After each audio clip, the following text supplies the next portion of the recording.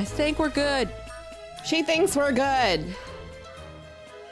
Confirmed. I'm Tamara. I'm picking my nose. Sorry. I'm real. And I am picking my nose with the tissue and a clean hand. I gotta dry it out before we start. Oh, well. Lest we have boogies. Hopefully less sniffling. What are you gonna do when you have a baby? They make all kinds of annoying noises. And they are disgusting with And their noses. Oh, but you get to play with those little booger suckers. Oh, I love the book. I never understood, though, how do you clean them out, like the inside? It has like a little filter thing. Does it? Like the little like cylinder pops off and then there's like a filter right here. I'm thinking like the little rubber things. They look like a balloon. Oh. I don't fucking use those. Ugh. Boiling water maybe? I don't know. I just feel like you could never really get them clean. Just filled with boogers. Yeah, I feel like maybe they're just disposable. No, my mom definitely reused hers a lot. They usually come apart. Like, no, it was just a single rubber thing. Okay, I don't know. It was gross. Before I knew what it was, I used to play with it all the time. Disgusting.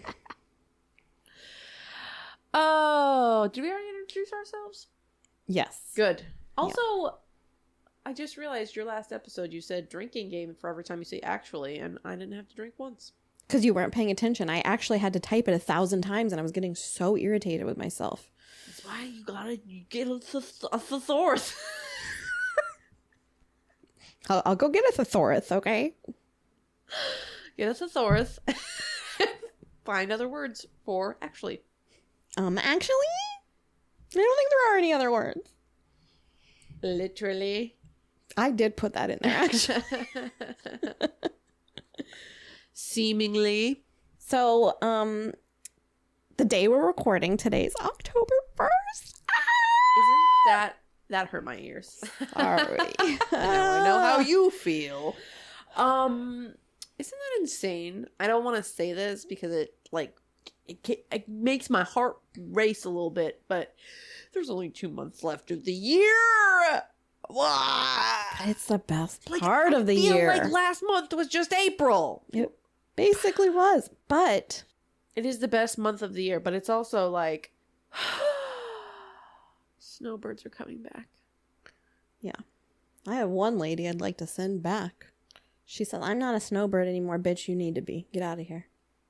Was it like the guy from New Jersey who, like, his accent was so thick I couldn't understand what he was saying? He was asking for oat milk chocolate chips, but I thought he was saying goat milk because, like, he put so much inflection on the I don't know. It's like a fucking weird New Jersey thing. And I was just like, are you saying goat milk? Like, I asked him like 16 times, like, what the fuck are you talking about? We don't carry goat milk chocolate chips. And then he was just like, oat milk. Are you making fun of my accent? Are you making fun of my accent? I've been here 42 years. And I'm like, okay, well, it doesn't sound like it. Why the fuck do you need oat milk chocolate chips? My goodness. Oh, they're actually really good. For vegans. I don't think he's vegan. No. Irritating is but what he is. He likes them the same way I like them. They're very, very good. They melt so nice. So do regular chocolate They don't get chips, that weird whatever. chalky outside. I cannot stop with this weird accent I'm doing. Wish you fucking would. I think I'm broken. Wish you would. I'm gonna break you. I wish you would. Your birthday's coming up. Thanks. What are you doing for your birthday? I'm going dress shopping with my sister-in-law. Oh, that sounds horrible. I'm so sorry. Remember I told you about it and you said, oh, you'll just have diarrhea that day. I said that? Yes. You said, oh, that's fine. You don't have to go. Just have diarrhea. And I thought, it's a good idea. But then I was like, nah, she asked. You asked. I went with you. Granted, I was in your bridal party. Yeah. She's not having a bridal party, though. Good for her. Which is, like, really nice. Because I was very stressed about having to, like, do all the things. What things did you have to do? The bachelorette party. You had to go to a party. With people I don't know. Who didn't you know? I just didn't know a couple of your friends very well. Yeah. One of them I had to stay up with all night. She was crying all over me.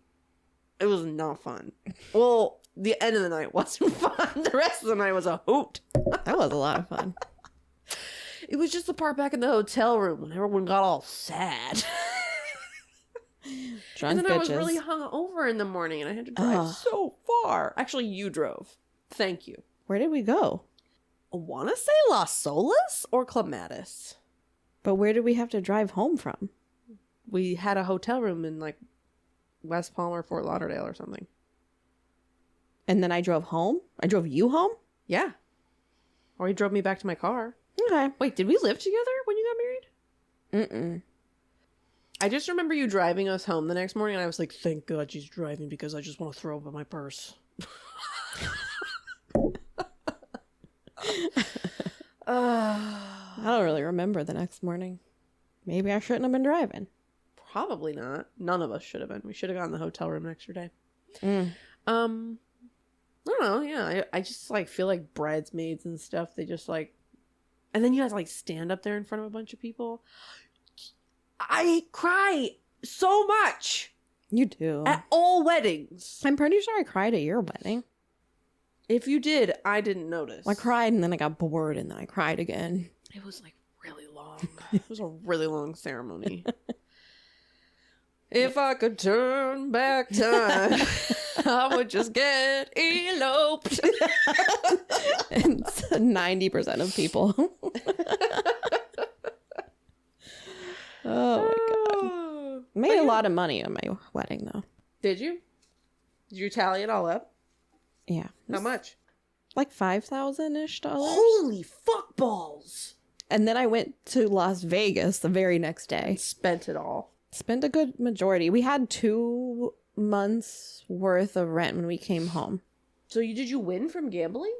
I did pretty good. I'm so proud of you. Ish. I know at one point I did win like a $600 thing. I was so proud. People were like watching. It was so cool. That's when you get cocky and you make a mistake and you lose everything. No. The second you win more than you put in that machine or more than your bet, You call it. you end it and you move on. And I did smart. very good. And I was the Proud of one you. that would like walk in to like whatever random casino we were passing by and play one game Did Rich and get play like $200 anything? Yes. He He was loved not it. good. He loves it. Oh, yeah. oh, We that's love dangerous. it We is. love gambling. We do. It's a problem. But That is like, a problem. think about him. Like You're just lighting your money on fire. I know.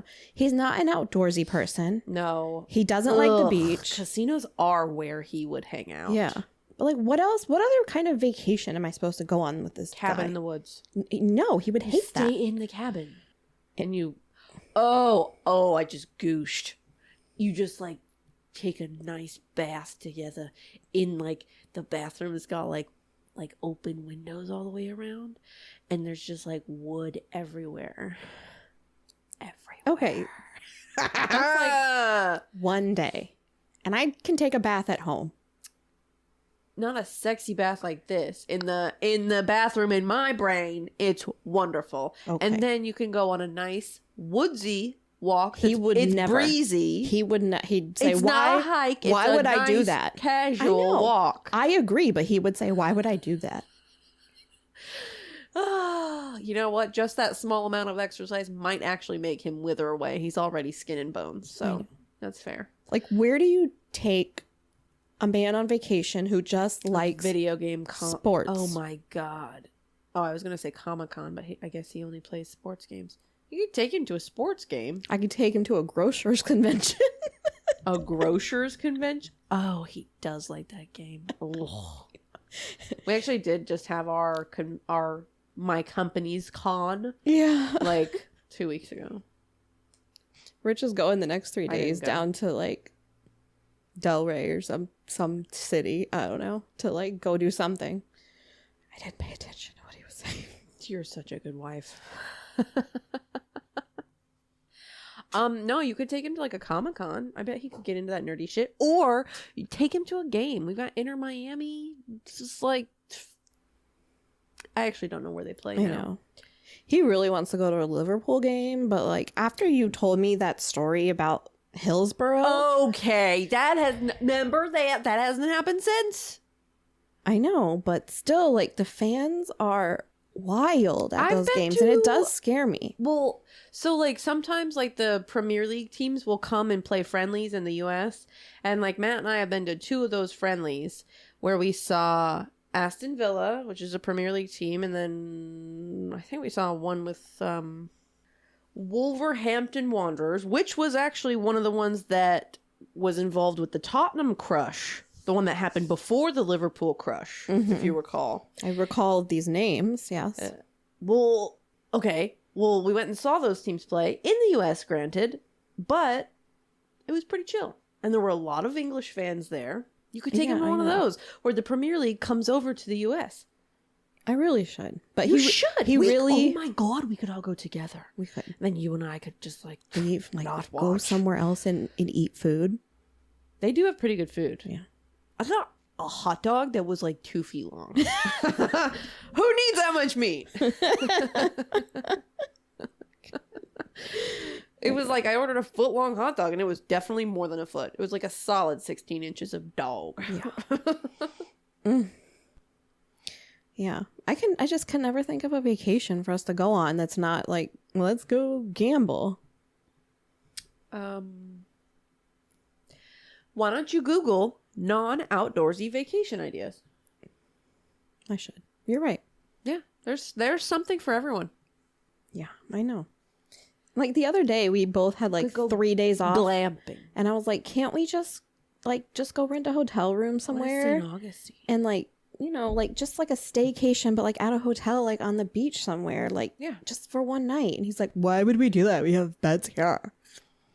Because you don't have to clean get up out after of our anyone. house. Like you can drop Emily off with relax, somebody and just yeah. like be a couple. We love that shit. He doesn't get it. He's like, Fucking a strange bed no that sense has to more me. bounce than your own. Yeah. Yeah. Yeah.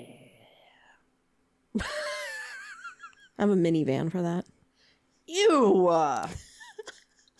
You derelict. Those seats go all the way down. Have you christened that minivan? I cannot have sex in a car. I have not been able to have sex in a car since I lost my virginity.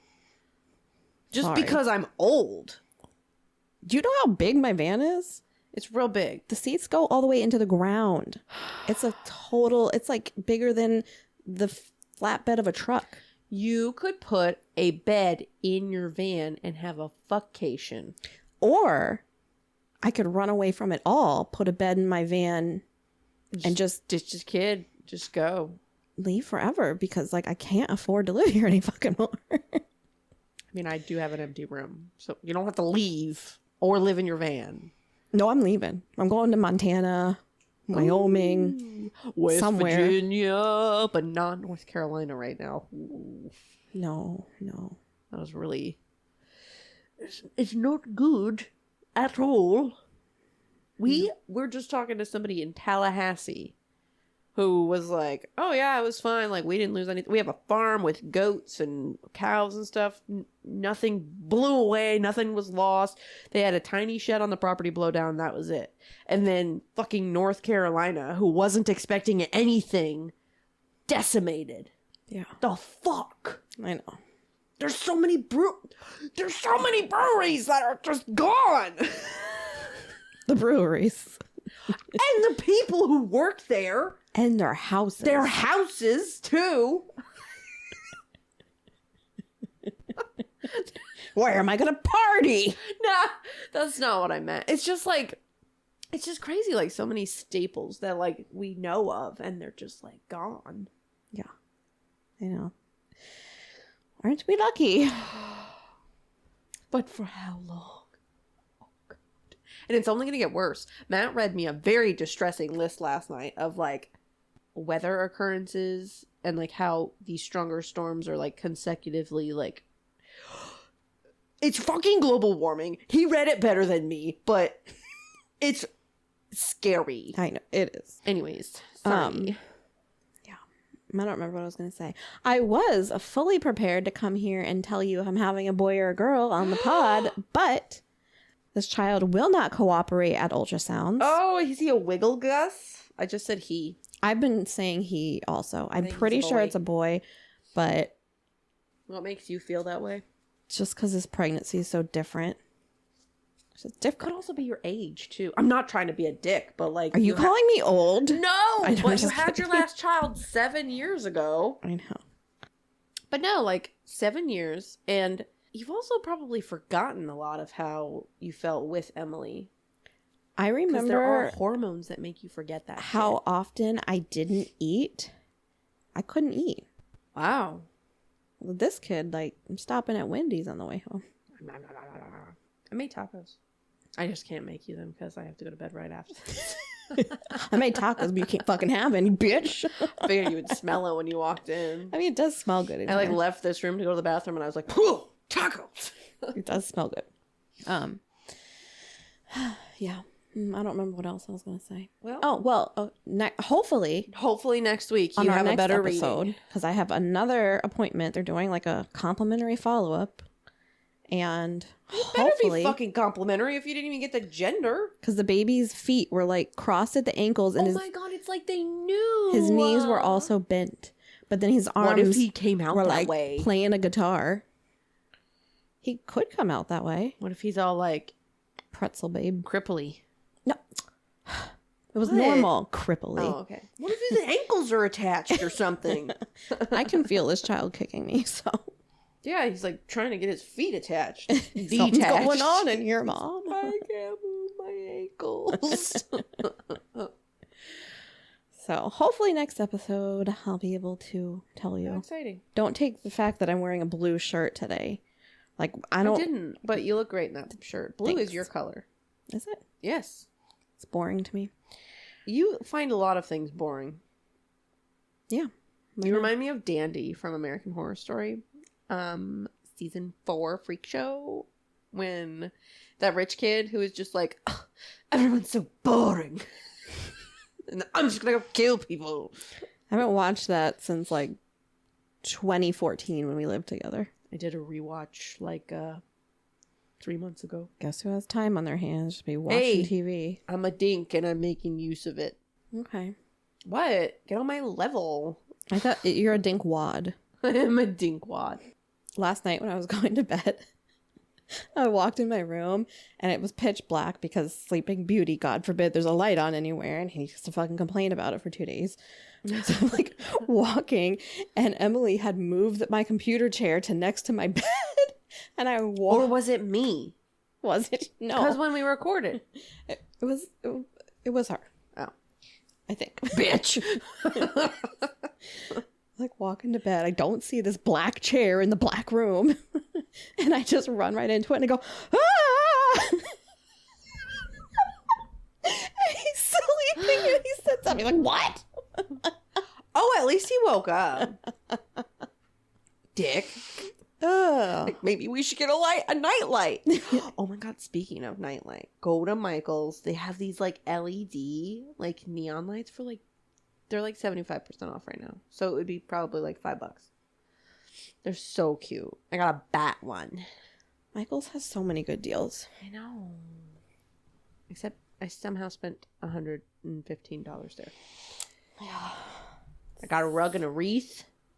Danger. A couple planters. What happened to those planters? Uh-oh. Where my planters at? I don't remember taking them out of the car. Back of your car still. All right. Well. So.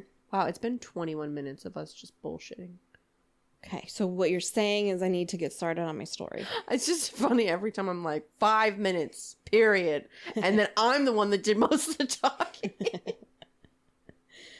So, because it's your birthday and it's fucking October finally, I went with like just a scary story.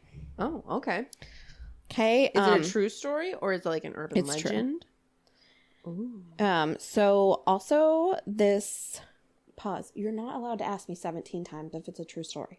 Okay? I just did it just the once. I know. 17 times, that's your limit. You have to cut that out. No more. No more. Should I take that last me one like out? 15 times during a story. Is this true? I'm a baby.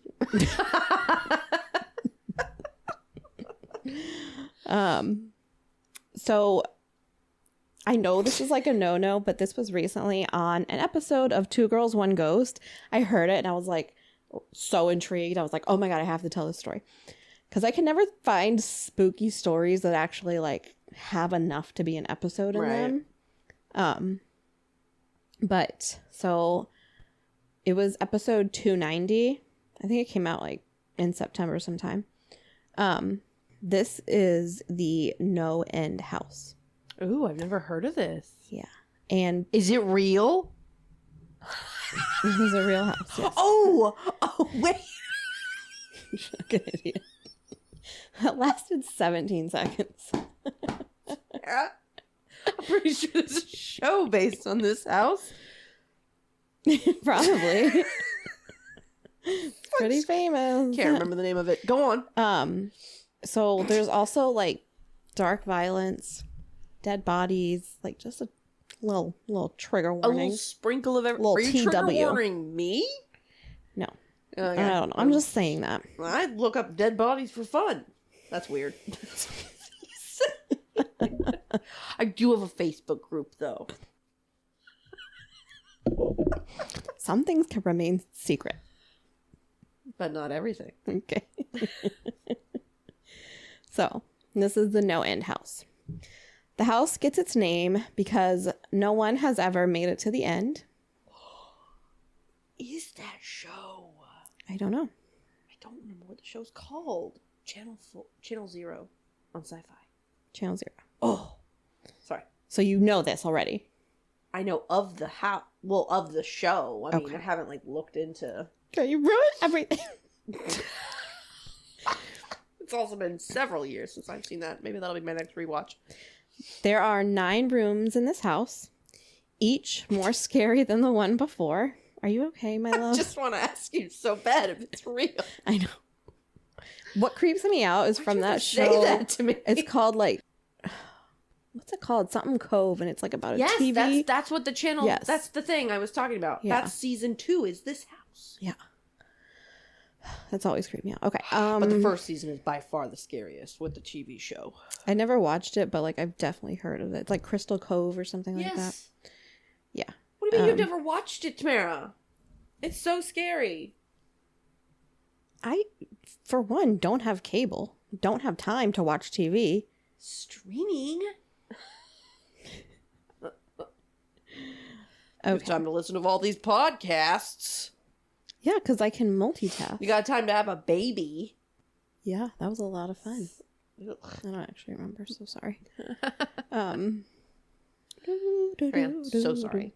10 seconds into your story.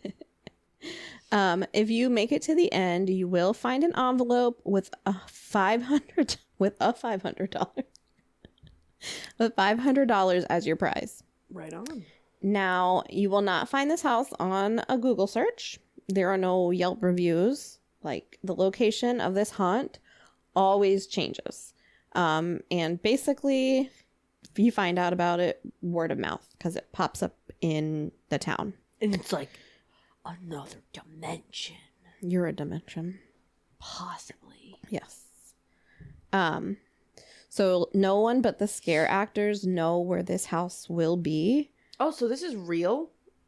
I know, but I always thought it was like a creepypasta.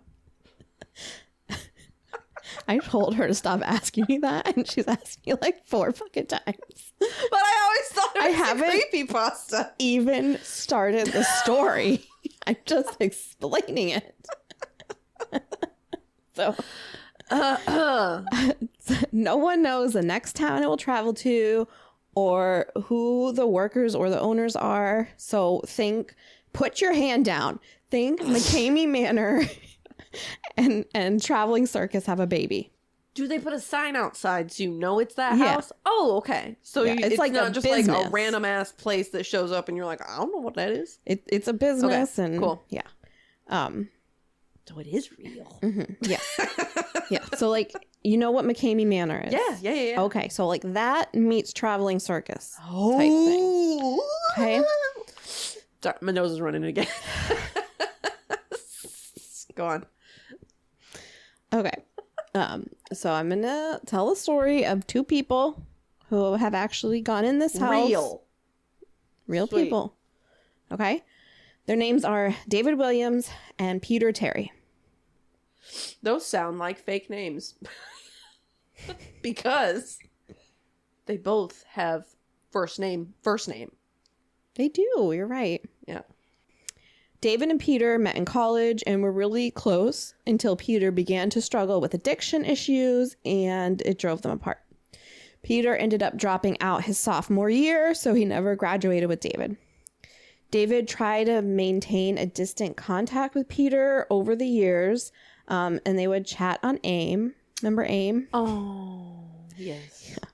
They usually talked about once a week, but David said there was about a 5-week stretch where he had not heard from Peter. He hadn't logged into AIM at all in those weeks, and David was beginning to really worry about Peter, thinking that, like, the drugs... Your dog scared me so bad. Oh my god, I forgot Lulu was still in here. Lulu, baby! Shit. So David thought Peter had gotten into drugs really bad. So David was a little relieved when Peter logged back into AIM one day. Like, you know, at least he's alive. David, I'm really out of breath. That's fine. Just from standing up and picking your dog up. You're doing great. She is 10 pounds. To some, that's heavy. To me, bending over is really hard. It is. A coconut inside my body right now. It's avocado. No, it's an orange. But then I have liquid. Oh, please don't talk to me about your placenta. That's there too. Okay. David starts to write out a message to Peter, but almost immediately Peter sent him a message saying, "Dude, we have to talk." David's worried, obviously, and asks Peter what was wrong. Peter tells David all about this house he had been to. The no-end house. Sorry. He describes this haunted house challenge and how it was the most impossibly terrifying thing to exist and how he will never get over what happened to him. He tells David that no one has ever made it to the end of this challenge to receive the $500 prize money. David's half intrigued, half worried about what had really happened to Peter while he was on a drug bender, and admits Peter is actually addicted to heroin and, quote, who knows what the fuck else. Yeah. David knows it's getting really bad and he can't imagine what his friend is going on about. But the longer Peter goes on and gives David details, David kind of thinks he needs to see what the fuck his friend's gotten himself into. He's also thinking, fuck, I need $500. Me too, buddy. Peter tells David where the house is and turns out it's only 4 fucking miles from his house, from David's house. Okay. David says he was even more skeptical because he thinks if Peter was that close, he would have been banging on David's door asking for money. David told Peter he didn't believe him, but he would go check it out the next night. By himself? Oh. David does drive over to the house the next day. He said it was like when you look at or hear something that shouldn't be scary, but for some reason you get the chills and a bad feeling. It's like uncanny valley or something. David parks and watches for a minute and doesn't see anyone going in or out, but it's clearly open, so he decides to check it out.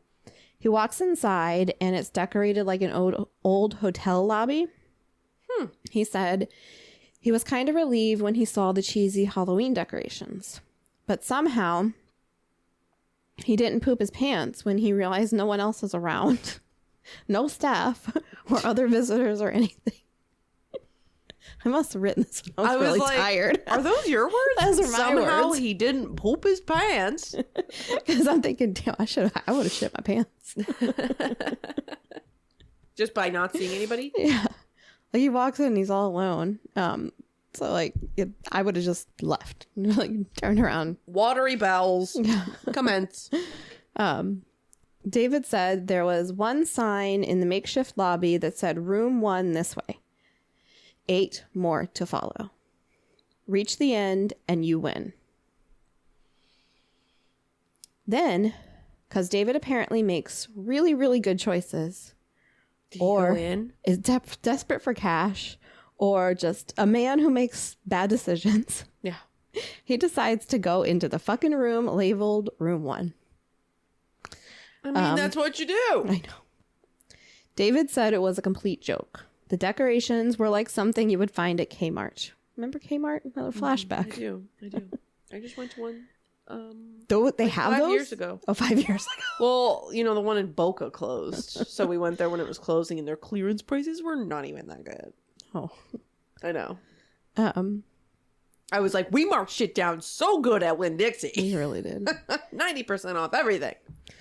David said there was fake spider webs on the ceiling and an animatronic zombie. He walked through the room to the door labeled with a 2. He opened the door and was a little happy to see the decorations actually getting nicer, like better quality. The room had a fog machine going and a bat hanging in the room from the ceiling, spinning in a circle, and fake rats on the ground. Okay. David said he was impressed.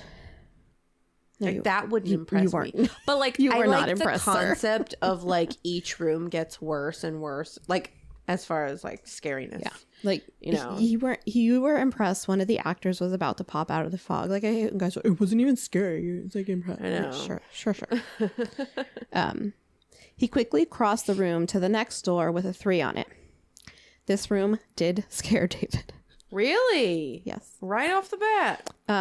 It was an empty room except for a chair in the center and a lamp in the corner. David got freaked out and decided he was done with this place. Did he fucking leave after room 3? I would never even gone that far, so like I get it, but like I mean, an empty chair and a lamp. I mean, I know it's like, ooh, it's vacant, but yeah. Come on. Remember, he was like, I'm not even scared in here. Like, it's I just want someone to describe scary. What every level looks like. And then he walks into an empty room and he's like, yeah, actually, this is kind of scary. I mean, yes, that would be like kind of like shell shock compared to like the cheesy decorations, but like, I want to know what the rest is. So he turned around to leave. Damn it. But the door to the previous room was locked behind him. Yeah, so no option but to go forth. He got really spooked by this and ran across the room to door number 4. This room was pitch black, completely void. Okay, so that's fucking scary. Yes. David said he's not afraid of the dark. I'm not afraid of the dark. You do not like David. No. And he has never been afraid of the dark, but he was terrified. Of the dark? Like, hello? Sorry. Of what's in the dark? I was just making fun of him because I was scared listening to it. I'm telling you need to watch the show. I need to find it for you. David said he held his hand up in front of him, but he couldn't see it. He said it was also silent in the room. Oh. Somehow he like couldn't even hear himself moving. Like, yeah. You know when you're in like a void chamber? I was going to say they must have put like foam on the walls to absorb all the sounds and then blacked it out. That would be scary. Yeah. Like sensory deprivation. He's slowly stumbling through this room when he hears a low hum and he can tell there is now something behind him. This is the noise I would have made if I was scared. But I'm not. The sound I would have made. And I pissed myself. All you would hear from me.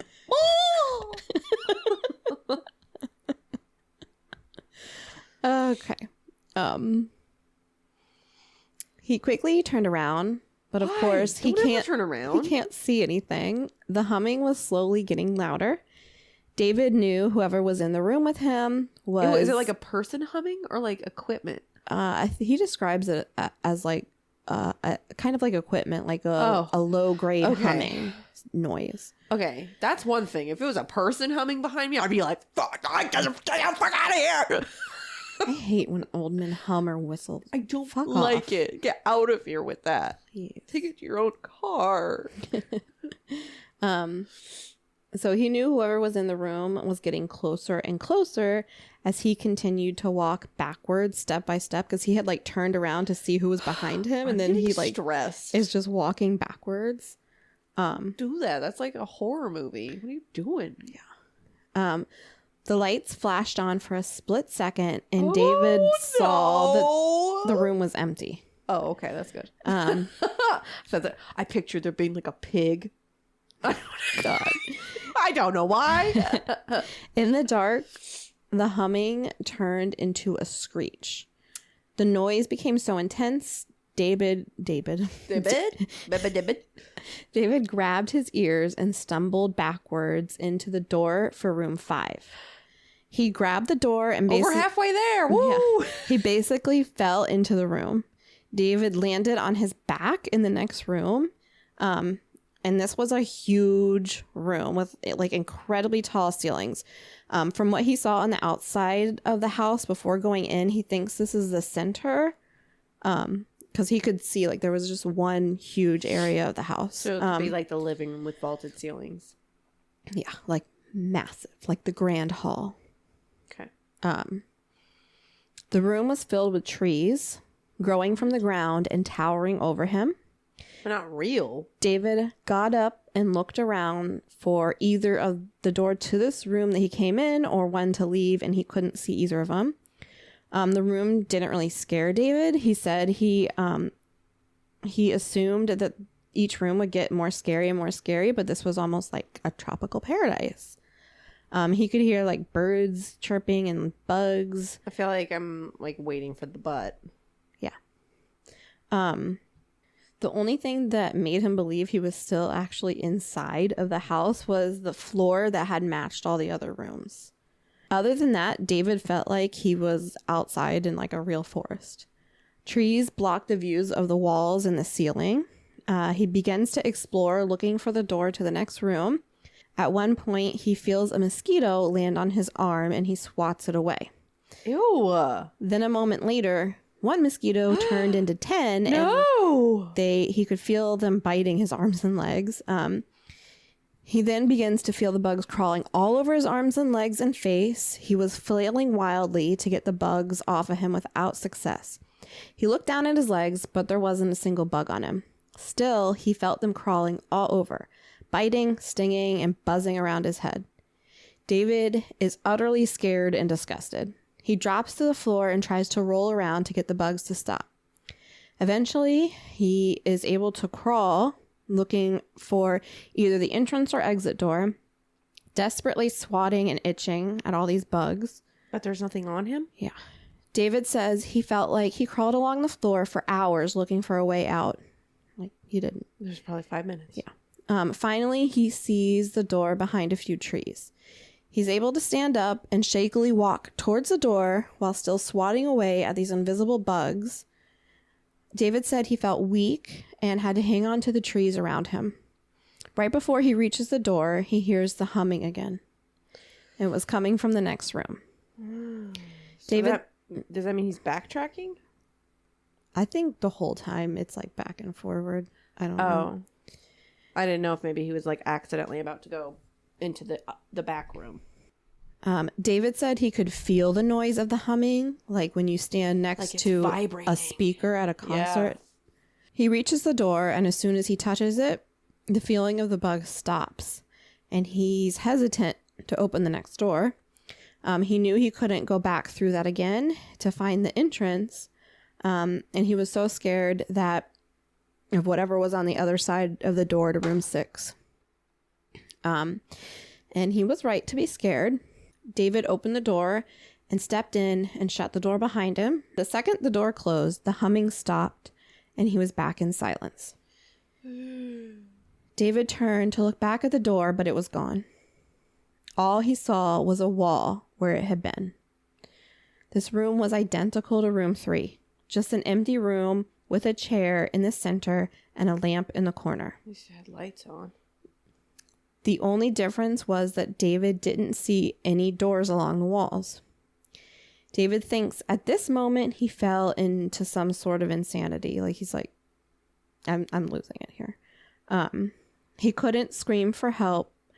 He just walked in silence to the far wall and began scratching at the wall, digging for a way out. David fell to his knees, still scratching his fingers raw, and suddenly he hears a voice. Are you all right? He looks so scared. I am so scared. And I'm still trying to figure out if this is real. David jumped up to his feet and spun around. He says he still regrets doing this. Spinning around? Yeah, like turning to look to see what was behind him. Was it someone scary? And before him was a little girl. Oh. He backs up and braces himself against the wall. She was a pale little girl in a white dress. David, how the fuck did she get in there? David said it was the scariest thing he had ever seen. And he knows that this will be the most horrifying thing he will ever experience. Until he has to go to the next room.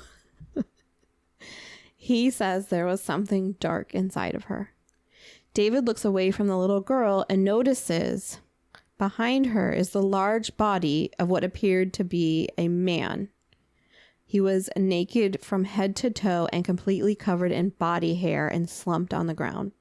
My husband.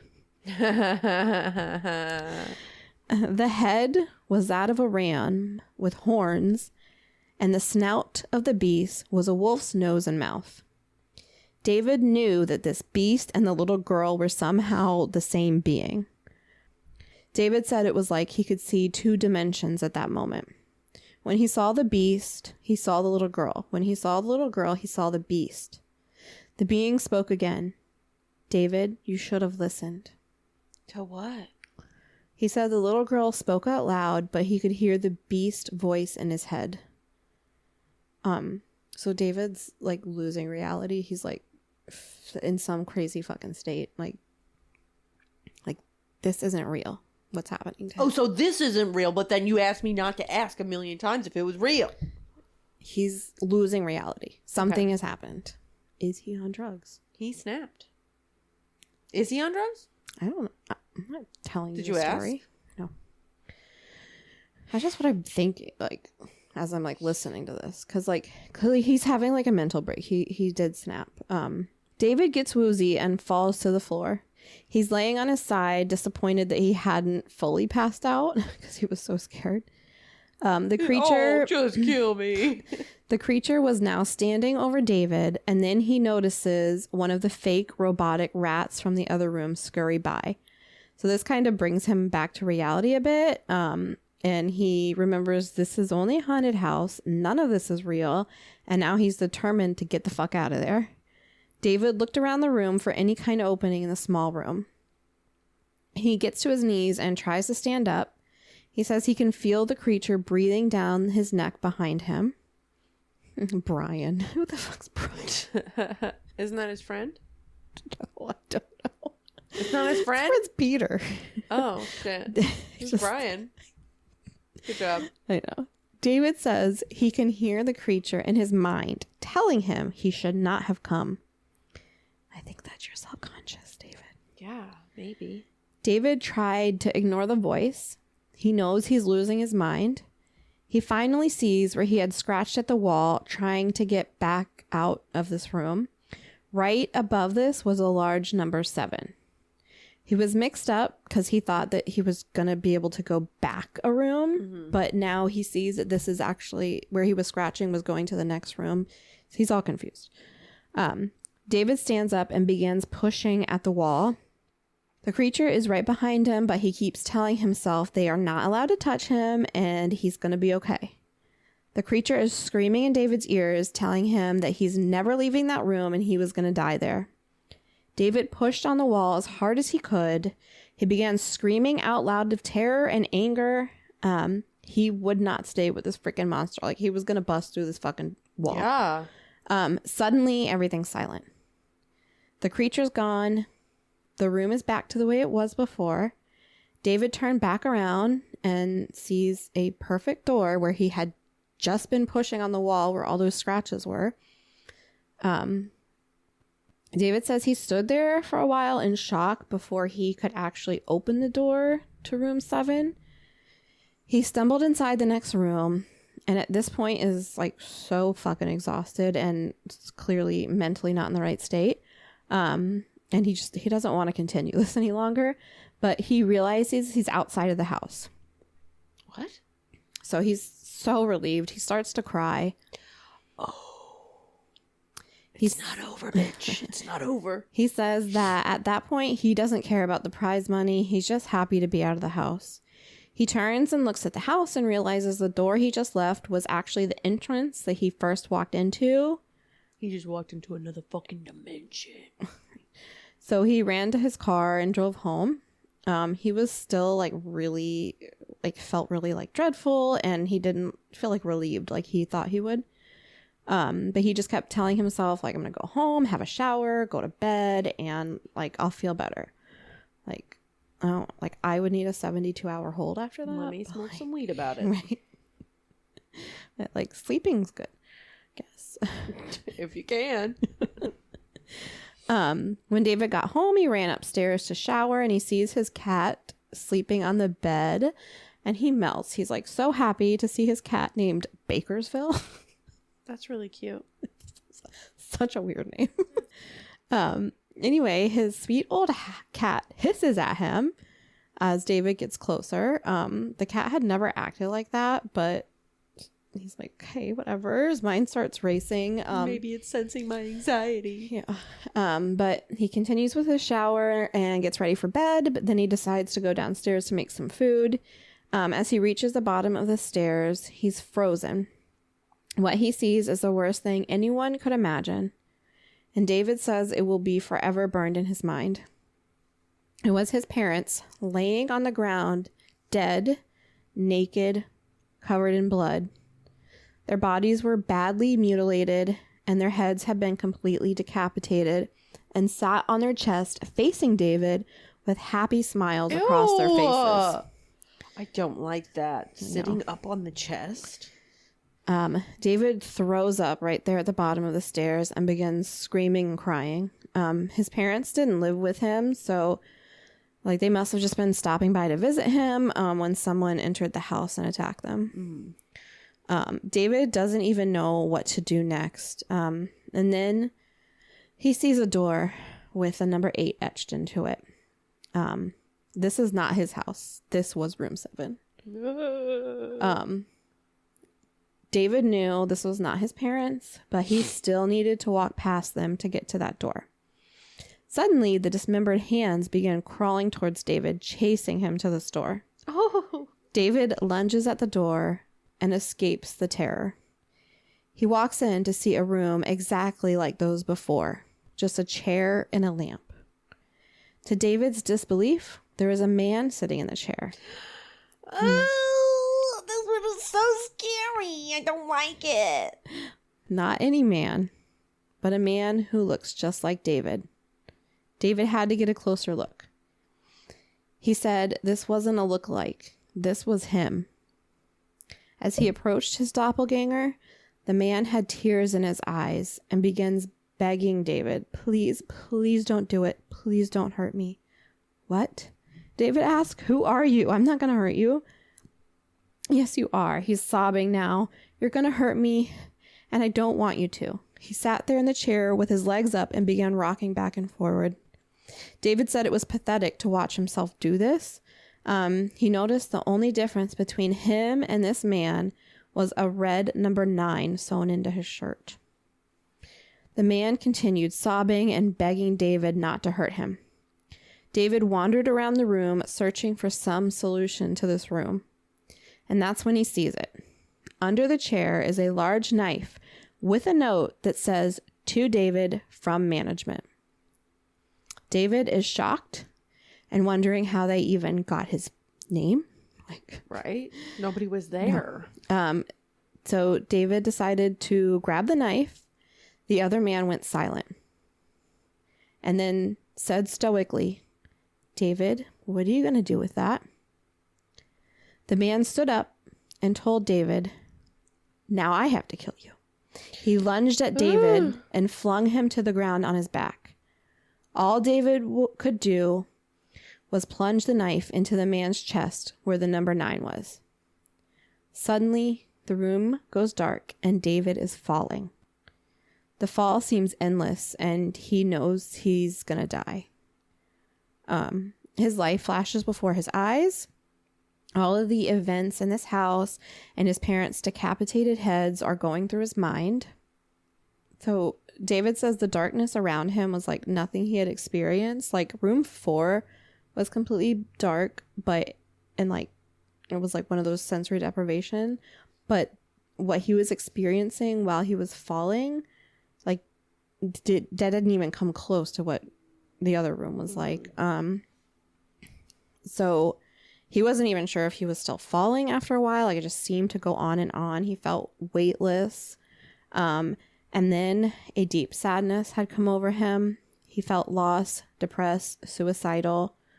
And then like with all of his parents, like dead bodies going through his mind. And like, again, he knows he's not able to differentiate between what's real and what isn't. So the depression and this like deep sadness only got deeper. He doesn't cry. No. I'm a big man. So the falling is what he considered to be room 9. Is it not? It is. I mean, it just seemed odd to me. Like he knew that this was room 9, like this falling, and it seemed endless. So when does it end? He said he was in room 9 falling for what seemed like days. The final room. And that's exactly what it was. The end. The no-end house had an end, and David reached it. At that moment, he gave up. And like he knew death was upon him. And he would basically be there forever. Like that's in his mind. He was like, this is the no end because it doesn't end. I'm going to be here forever. He lost all of his senses. He couldn't feel himself. He couldn't hear anything. Again, like it was completely void and darkness. He couldn't, like, no senses at all. He said he knew where he was. This was hell. Room 9 was hell. And then it happened. A light. One of those stereotypical lights at the end of a tunnel. I felt the ground come up from below me, and I was standing. After a moment or two of gathering his thoughts and senses, he slowly walked towards the light. As he approached it, it took form. It was a vertical slit down the side of an unmarked door. So he slowly walked through the door and found himself back where he started in the lobby of the no-end house.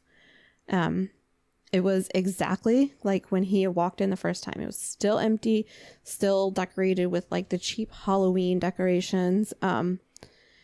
And after everything that had happened that night, he was still like not sure where he was, because clearly it's like, I don't know what's going on anymore. He was like, the last time he thought he left the house, he found his parents decapitated. Right. And like none of this is actually real in his head. Like he's imagining this. Something happened to him and this is not actually happening. Like, right. So after a few moments, he looked around trying to find something different, like not convinced that he's like actually getting out of this place. On the desk was a plain white envelope with his name handwritten on it. He mustered up the courage to open the envelope, and inside room 10, bitch, was a handwritten letter. It said, "David Williams, congratulations. You have made it to the end of the no-end house. Please accept this prize as a token of great achievement. Yours forever, management." And with the letter was 5 $100 bills. So he starts maniacally laughing because, well, what else do you do? Yeah. He says he just laughed for hours. He could not stop. He walked out to his car and laughed the whole way home. Like I said, I probably would have needed a 72-hour hold. Sorry, you're not in the right mind. You probably shouldn't be driving. So he walks up to his front door of his house, and then he sees a small 10 etched into the wood of his front door. And that's the end of the creepypasta. So it is a creepypasta. You're such a story ruiner. I'll tell you who wrote it. Thank you. Brian Russel. Tamara, I was so excited. I was like, I gotta Google this business. I want to go there. I want to experience this. Yeah. Sorry. That's all a lie. Yeah. That was really good, though. Yeah. Brian Russell wrote this back in like 2012 or something like that. I want to say the show is called Channel Zero. Mm-hmm. And the first Channel 10, season... Channel 10 or Channel Zero, something like that. No, you're right. Yeah. The first season is at Coral Cove. And then the second season is the No End House, Not Coral Cove. Not Coral Cove? No, that's a beach. Candy Cove? Crystal Cove? No. Something Cove. Yeah. And then, yeah, the second season is at No End House, and it is fucking freaky. Mm-hmm. It's, like, different dimensions, and, like, they come out, and, like, you know, their parents are just, like, big blobs of, like, mush and gore. I don't know. It's wild. It's really good, though. Not decapitated bodies? It's been several years since I've watched it, so there could be some decapitation involved. I'm just not... I don't recall. Okay. No spoilers. So, I hope that got everyone started for the holiday season. The move. I actually started watching scary movies already. I'm really going to try to watch like at least 2 a week through October. So this week I watched... You know what's really scary? The Bride of Chucky. Oh, that's a good one. It's always good. And then I watched another one which was terrible that everyone told me to watch because it was so good. The Autopsy of Jane Doe. So predictable. It was like pass. But then I watched Deliverance. The cranberry sauce. You watched Deliverance? No, The Deliverance. Okay, that's different. The Deliverance, which was about that house in Gary, Indiana. The Zach Bagans did a whole like movie about it, the Demon House. And I didn't realize it was about that house until the end when they were showing like footage of like real life people. And I was just like, I know that lady. Is Demon House what they did in like 2020? They had like a COVID special. I don't know. It's supposed to be really scary. Well, this movie was really good. I will say. I haven't. Oh wait, no. Did I watch it? I don't fucking remember. 2020 was a blur. A blurbity blur. Em is like just so into Halloween. Oh, that makes me so happy. You should get her on Child's Play. It's not that bad. I think I can have her watch that. Maybe. I have to watch it again. There's a lot of cussing. And there is a lot. You know what? No, it's not a good idea. Okay. Bride of Chucky was like one of the more humorous ones. And like there were like nails in John Ritter's face. Like scary face because he got all nailed. I think I let her watch Halloween last year. Really? With all the stabby? That movie's not scary. That whole series, our neighbor I don't like it. Literally had him in the yard. Yeah, that's all he does is just slowly walk after people with a knife in his hand. Like, oh, what are you going to do? What are you going to do? It means you have to run. Do you even know how to run? No. Lame. Calm down. It's a classic, okay? But why? The music, hello? Same thing with Scream. I don't understand the hype of Scream.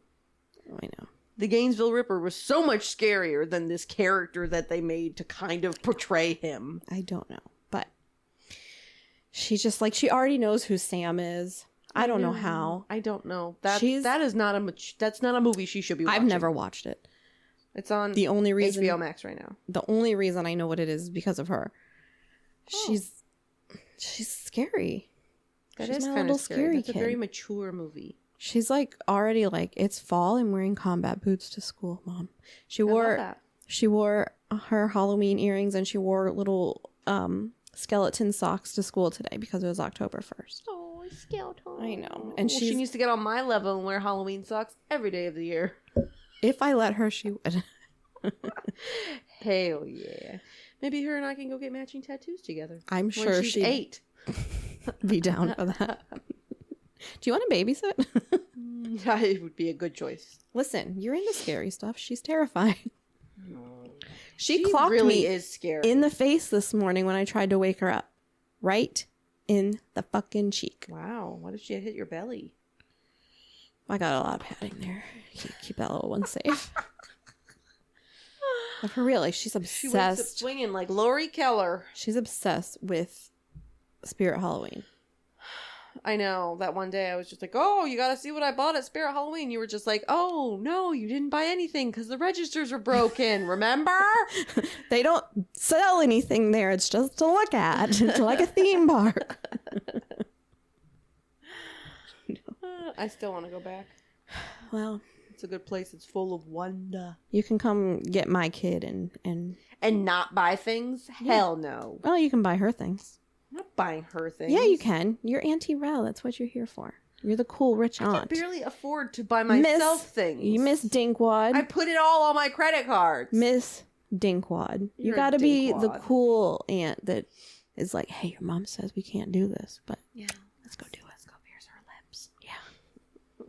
She's like, when I'm 16, I'm piercing my belly button. I'm like, how do you know that that's a thing? Please. Ew. How does she know that that's a thing, Tamara? That's weird. I thought she would be like, oh, I want to pierce my nose because like she sees that with everyone. Yeah, but no, her belly button. I'm like, oh. That's weird. She's 7. So Whose no, belly hell buttons no. are she seeing? And then my sister goes, oh, I'll take you. See? She's going to be the cool aunt and you're going to be the old Mildred. lady. You know what? That's fine. That's my comfort zone. Now that's scary. All right, friends. Thank you so much for listening. Follow us on social media. Just punched a table. Rate, review, subscribe, please. Like on Apple Podcasts. Like I just want more people to find us and listen to us because I think we're funny. I just want somebody to send us a damn story. Oh, I thought you were gonna say a dick pic. No more dick pics. That was enough. One was enough, Rel. It was just a picture of my dick. Yeah. I sent it to my own email. Pathetic. Patetico. Send any cool stories to fearfulfriendspodcast@gmail.com. Bye, friends. Bye.